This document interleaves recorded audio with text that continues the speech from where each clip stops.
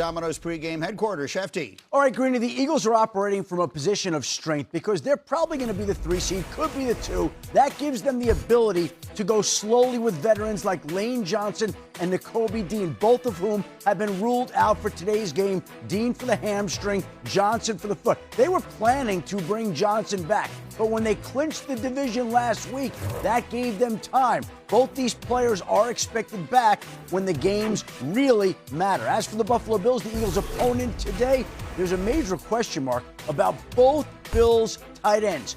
Dalton Kincaid, Dawson Knox, both have knee injuries. Both didn't practice for 2 days before being listed as limited on Friday.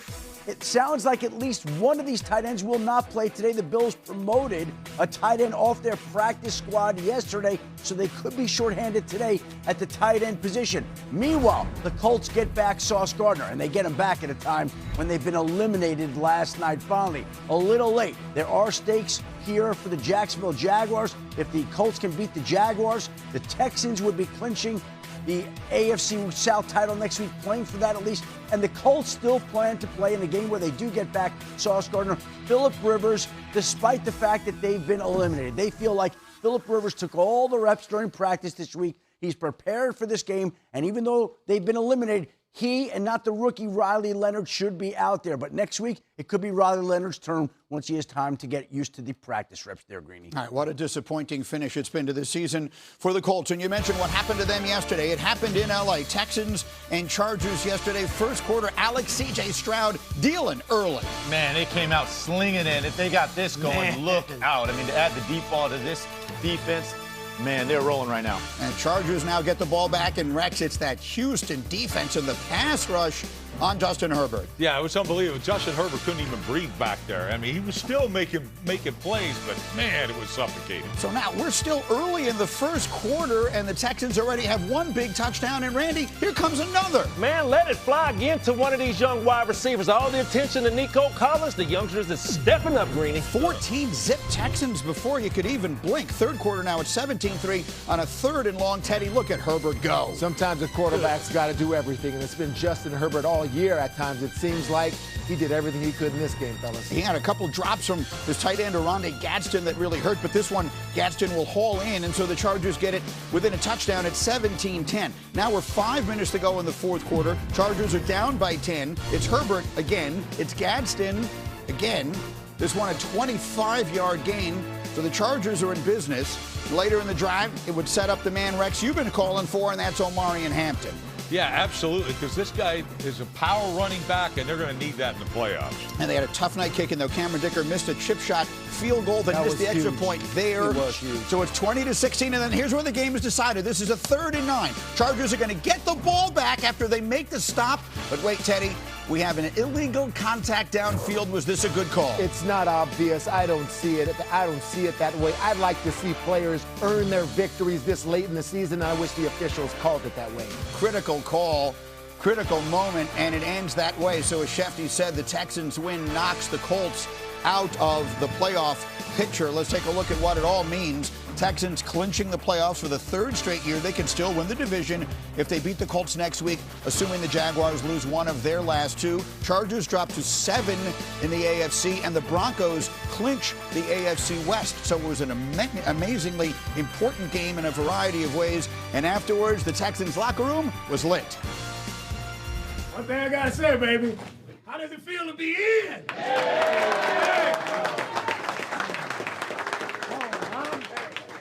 Congratulations to every single person in this room. It took everybody, staff, players, coaches, every person in this room, man. From where we started this season, right, to where we are now, just everybody believing in each other, showing up to work, continuing to work, to give us an opportunity to get in the playoffs, man. The work needs to be put in. It's not just every year, you know, the Texans are stamped to go to the playoffs. You know, that might be the outside noise. It wasn't great at first, but, you know, as we kept going, you know, I think for me, you know, my gratitude has gone up to another level because, you know, technically we weren't supposed to be here. Texans resilient. They're the 2nd team in the last 25 years to start 0-3 and make the playoffs. The 2018 Texans had been the other. So, Rex, as you look at this Houston team, what is their ceiling? The Super Bowl. And I'm going to say it. Remember when I said that a month ago and you guys looked at me like I had 3 heads when I was in Baltimore? Well, you're calling their defense like they were the 85 Bears or something like that. Well, statistically, this is the best defense in the National Football League since 2009. Solid unit. So this unit is they're way more than solid, Brew. And all you talked to me last night was what? Who did you mention? Like who is 95, Rex? Who is 95? Who the hell is 95? 95 is a backup defensive end, Derek Barnett, former first-round pick. This team has depth. Woo. And what I know about great defenses, they use everybody on the roster. That's what this team does. They're deep, and they keep coming at you. They can put fresh pass rushers in the game to close out games. This defense is absolutely frightening. If they get any play whatsoever from their offense, I think they run through the AFC. They got to start playing to that defense then. If they want that formula, if they're as solid as you say they are, this defense can take on any offense going through the playoffs. Every drive has to end with a kick. CJ can't be throwing those interceptions. I think CJ has to have the mentality about what he's recognizing on that other side and how special that they are and play accordingly. I love the shots down the field. I mean, those were defensive busts and they were wide open. Yes, I'm okay with that, but taking care of the football has got to be number one. Along that line right there, like to me, Alex, when this young man came in the league, burst on the scene as a rookie, he was the strength of this football team. Yep. Now it's clearly this defense. What's it like for a quarterback? Can you change that mindset? Oh, absolutely. And I think that's actually listen, this is a big asset for this team is to have CJ Stroud, who's so young. This guy's won 2 playoff games, right? He's really mature even in his 3rd year playing. When you start looking at the AFC landscape, though, what offense are you worried about, right? Like, there aren't a lot of great offenses on the AFC side, right? We saw what they did to the Bills a couple years ago, right? Sacks. Dismantled them. The Jaguars are probably the premier offense, but this is a playoff run where you can just, punting the ball is okay, right? Our defense is that good. We can win kind of ugly football games, make a few plays in the red zone, and you might find yourself hoisting the Lamar Hunt trophy. Randy, I'm telling you. You know, with all this talk about the Houston Texans, I'm very impressed with their defense and their depth. We talked about earlier showing the highlights. What I talked about, all of this focus on Nico Collins, the youngsters with Higgins and Noel showing up in the deep part of the football game. But, Rex, going back to this Super Bowl team, I really think the run game for the Houston Texans will have to show up. Yesterday, Mark showed up, but it has been up and down throughout the season. If you want to give your defense some rest, those pass rushers some rest, so when they get back on the field, they're fresh, they got to have a running game and can't put pressure on their defense with throwing the ball. And that's scary to me. We all thought that Joe Mixon was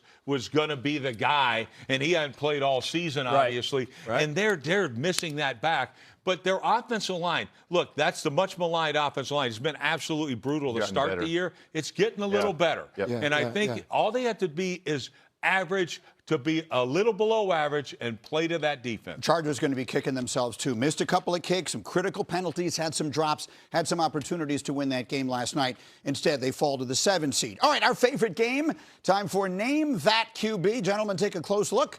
Let's see who we're looking at today. What do we think? Oh, man. Any guesses? Don't all jump in at once. We'll find out when we continue with just a moment. Not exactly a handsome kid. You're stunned into silence. Rex, stop it, Rex. Rex. I always poke him.